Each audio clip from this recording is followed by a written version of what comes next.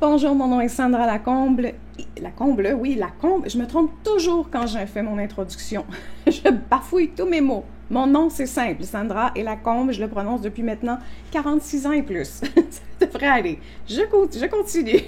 Alors, sur cette chaîne, on parle de traumatisme subi dans l'enfance. On parle de traumatisme complexe. On parle de négligence émotionnelle qu'on a connue dans l'enfance. Et ça touche beaucoup de gens, beaucoup de gens. Et on parle d'abus psychologiques. Ça, le niveau diminue un tout petit peu, mais on normalise beaucoup l'abus psychologique. Alors, des fois, c'est bon de s'informer, de dire « Oh boy, je pensais que tout était normal dans ma famille, mais m'y voilà, et non, je ne vais pas bien grâce à ma famille. » Évidemment, le but n'est pas de focaliser sur eux et d'aller faire...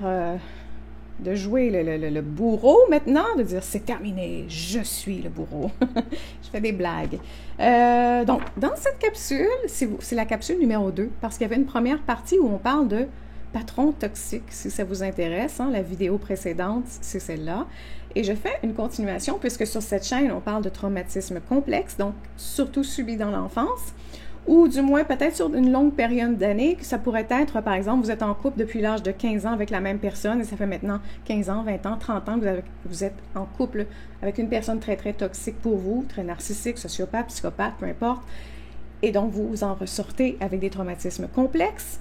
Ben, la chaîne va vous aider, donc abonnez-vous, on va suivre ensemble sur YouTube.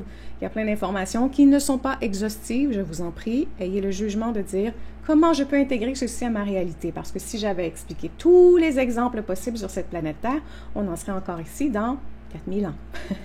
Voilà. Alors, dans cette vidéo, je vous parle de la façon de reconnaître qui est responsable. Est-ce que j'ai un problème, moi, dans mon environnement de travail? Est-ce que je peux reconnaître mes problèmes? Comment je peux savoir que c'est pas mon patron qui est toxique dans cette situation, que c'est peut-être moi présentement qui vois les choses au travers de mes traumatismes de l'enfance, qui voit la vie, et je le répète constamment, vous allez me voir, de plus en plus, je fais souvent ce geste, hein, je vois la vie au travers de mes traumatismes, j'entends la vie au travers de mes traumatismes, et je ressens la vie au travers de mes traumatismes. Alors, c'est possible. Alors, on va regarder quelques indicateurs qui peuvent dire si oui ou non, c'est ce qui se passe dans votre environnement de travail, et vous responsabiliser à ce moment-là, dire oui, OK, ça c'est toxique, mais moi aussi je vois des choses toxiques. Alors, première des choses, premier point, j'ai 4 points, vous pourriez en ajouter, je suis certaine. On va en regarder 4. Voilà. Si je parlais plus lentement, croyez-vous que ça irait mieux? Voilà. Alors, le premier point, je vais vous demander avant de vous rendre au travail, si vous savez que vous vivez avec des traumatismes complexes, avant de faire quelque chose, vous devez vous réparer, vous. Donc, vous devez absolument calmer votre système nerveux. Et chez une personne qui vit avec des traumatismes complexes, le système nerveux est extrêmement déséquilibré. Il est presque constamment en état d'alerte. Alors, il est hyper vigilant, par exemple. Il s'imagine des choses qui n'existent pas. Il va voir les gens réagir. Et ce que fait le système nerveux, c'est qu'il reconnaît des indices dans le corps, des indices visuels, des indices auditifs qu'il a vécu dans l'enfance, et il va traduire ceci comme étant un danger. Vous allez penser, maintenant, votre cerveau va se dire « Ah, ce sont des gens problématiques. Voici les problèmes des autres. » C'est comme ça qu'on vit. Quand on vit avec des traumatismes complexes, les autres sont très problématiques. Alors, première des choses, avant de vous rendre sur votre lieu de travail, vous allez devoir appliquer une méthode qui vous convient pour rééquilibrer doucement votre système nerveux, votre cerveau, votre musculation, tout votre corps. Vous allez pouvoir utiliser ce qui vous convient. Ça peut être le tai chi, ça peut être le yoga, ça peut être la méditation, ça peut être la respiration, mais vous allez devoir vous donner ce temps pour dire « Hey, avant même de me rendre à quelque part, je dois m'offrir les outils à moi parce que je suis responsable de moi. Si je veux voir la vie au travers de la réalité et non au travers de mes traumatismes ou de mes émotions mal gérées, je dois commencer par faire quelque chose pour m'assurer que ça va se produire de la bonne façon. Alors, ce qu'on fait dans ma première capsule de mon cours qui s'appelle STE, Soigner les traumatismes de l'enfance, STE, c'est que je vous apprends à respirer. Ce sont quelques respirations qui sont très faciles. Faites ceci le matin. Utilisez quelque chose, une technique que je viens de vous nommer, pour dire à votre corps, tu es en sécurité. Et ça s'enseigne. Et ça s'enseigne, mais ça ne peut pas être enseigné pour les 3 prochains mois et ensuite j'abandonne. Il y a un petit côté plate, ennuyant, excusez-moi. En bon québécois, on dit plate. Un côté ennuyant, un côté qui n'est pas plaisant quand on vit avec des traumatismes complexes, c'est qu'on doit toujours travailler sur soi. Parce que le système nerveux va vraiment revenir souvent en arrière, va reprendre ses mauvais plis. Donc, il y a des choses qu'on doit faire à long terme et l'une des choses qu'on doit faire à long terme, ce sont justement d'enseigner à son corps à se calmer. Donc, tout ce que je viens de vous dire, il y a un but à cela. Le but, c'est que vous ayez un but. Si vous faites du tai chi parce que vous voulez avoir l'air sage, ça ne sert à rien. Si vous faites de la méditation parce que vous voulez faire le silence complet, ça ne sert à rien dans cette facette-là de votre traumatisme. Ailleurs, ça pourrait être correct. Hein? Vous voulez calmer le bruit, fine. Mais là, on veut régler nos traumatismes. Si vous respirez parce que vous avez besoin d'air, ça ne sert à rien à vos traumatismes. Encore une fois, vous voulez soigner vos traumatismes, vous devez avoir un but. Donc, la méthode que vous utilisez, pourquoi j'utilise cette méthode? Quand je fais du yoga, un exemple, quand je fais du yoga, j'en fais pas là, je parle en général, mes muscles s'allongent et ça crée une détente. Au final, quand j'aurai terminé, mes muscles se sentiront plus détendus. Je ne sais pas, j'en fais pas. Probablement que je n'ai pas le bon exemple. Utilisons la méditation, tiens. Quand je ferai ma méditation, mes muscles vont commencer à se détendre. Je vais utiliser la méditation du mindfulness qu'on peut voir partout sur YouTube. Il y a des exemples de tout ça. Et là, je vais apprendre à mes muscles à se détendre. Et quand mes muscles vont se détendre, ils vont envoyer des signaux que je suis détendue. Et quand je suis détendue, qu'est-ce que ça veut dire? Est-ce que je suis comme ça et tout le monde va m'attaquer? Non. Je suis détendue et donc je suis en sécurité. Et cet effet-là sur le cerveau, maintenant, c'est qu'on lui enseigne à dire « tu es en sécurité ». Quand on se déplace maintenant et qu'on poursuit ceci à long terme, quand on sort de son cocon, de sa bulle, de sa maison et qu'on va faire face à la réalité, la dureté de la vie, parce que les traumatismes complexes nous fait voir la vie avec danger. Notre regard, c'est comme ça, toujours des dangers. Maintenant, je suis en sécurité. Donc, peu à peu, on apprend notre corps, notre cerveau, de « je suis en sécurité, je suis en sécurité, je suis en sécurité ». Voilà. Donc, c'est votre première chose à faire. Et je l'enseigne dans la première capsule. Mais vous pouvez le faire seul, vous êtes capable. La deuxième chose que je dis, pour savoir si c'est vous qui avez un problème, est-ce que c'est moi qui regarde la vie avec mes traumatismes? Est-ce que c'est moi qui ai un problème? Est-ce que je peux être responsable de ceci? Bien, la première chose à regarder, c'est quoi vos messages intérieurs? Est-ce que vos collègues sont problématiques, vous rendent mal à l'aise, vous aimeriez avoir une autre équipe? Est-ce que votre patron est toujours un problème? Est-ce que changer de secteur, changer d'emploi vous pensez de façon désagréable à ceci? Donc, est-ce qu'il y a toujours un problème avec les autres? Évidemment, ça n'exclut pas, et c'est là où il y a un problème avec ceux qui souffrent de traumatismes complexes et la réalité de la vie, ça n'exclut pas la toxicité de votre environnement. Et c'est là où vous allez devoir équilibrer vos pensées. Où est mon problème? Est-ce que tout le monde est un problème? Est-ce que ça se peut?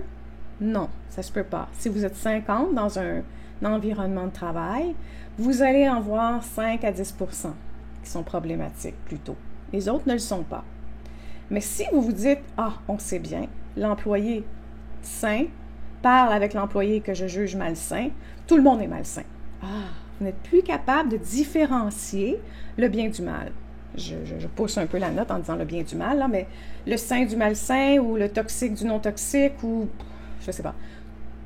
Tout devient une espèce d'amalgame de grande toxicité où vous allez seulement vous vous collez à ceux qui sont très, très doux et qui ne dérangent rien, qui ne dérangent pas vos émotions, qui ne dérangent pas vos pensées, ce que vous pensez de vous, qui ne vous remet pas en question. Ah, vous allez devoir être responsable à ce moment-là. Donc, moi, je le sais. Ce que je vous exprime présentement, je sais. Je peux lever haut la main. je l'ai vécu. Et c'est une des raisons pour laquelle je travaille souvent seule, hein, parce que c'est difficile pour moi de travailler en équipe. J'ai peur. Je ne suis pas en sécurité, je suis en danger. J'ai peur de ce qu'on pourrait dire, pas dire de moi, non, c'est pas vrai, mais de déranger, de ne pas faire la bonne chose. Donc, j'ai peur, c'est toujours un danger. La vie est un danger. Donc, moi, c'est plus ça. Et pour vous, ce serait autre chose, une autre façon de penser. Vous devez le reconnaître. Si vous faites des associations de ce type-là, et encore une fois, votre environnement peut aussi être toxique, ça ne veut pas dire que les 50 personnes qui travaillent sous ce patron toxique sont toxiques. Donc, il faut être capable de diviser, de séparer l'information et de dire, parfait, toi là, trou de cul. Les autres, ça va. Les autres, ça va. Ils ne veulent pas comprendre que c'est un trou de cul, mais ils n'ont pas l'information que moi j'ai, mais ça ne veut pas dire qu'ils sont mauvais pour autant. Donc, dans un cas comme celui-là, prenez votre responsabilité et commencez à faire le travail. Troisième point, comment vous sentez-vous? Ben voilà. Le troisième point, je dis, est-ce qu'aller au travail, c'est l'anxiété, l'angoisse, le stress? Est-ce que c'est... est-ce que ça vous... Oui. Est-ce que ça vous dégoûte? Tout le monde vous dégoûte. Les gens sont problématiques.